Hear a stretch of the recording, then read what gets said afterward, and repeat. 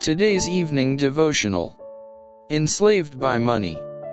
Then one of the 12, called Judas Iscariot, went unto the chief priests, and said unto them, What will ye give me, and I will deliver him unto you?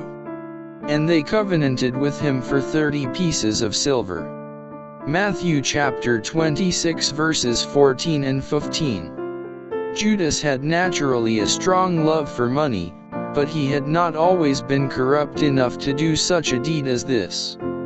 He had fostered the evil spirit of avarice until it had become the ruling motive of his life. The love of mammon overbalanced his love for Christ. Through becoming the slave of one vice, he gave himself to Satan. Judas was highly regarded by the disciples, and had great influence over them. He himself had a high opinion of his own qualifications, and looked upon his brethren as greatly inferior to him in judgment and ability. They did not see their opportunities, he thought, and take advantage of circumstances. The church would never prosper with such short-sighted men as leaders.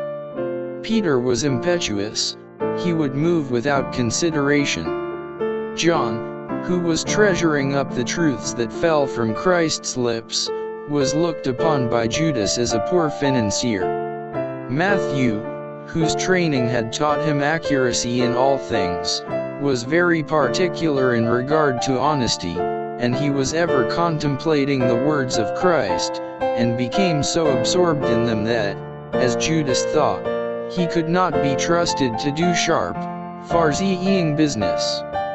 Thus Judas summed up all the disciples, and flattered himself that the church would often be brought into perplexity and embarrassment if it were not for his ability as a manager.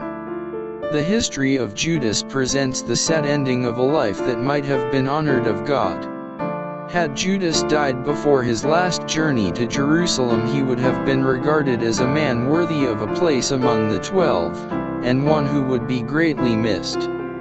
The abhorrence which has followed him through the centuries would not have existed but for the attributes revealed at the close of his history. But it was for a purpose that his character was laid open to the world. It was to be a warning to all who, like him, should betray sacred trusts. For 30 pieces of silver, the price of a slave, he sold the Lord of glory to ignominy and death.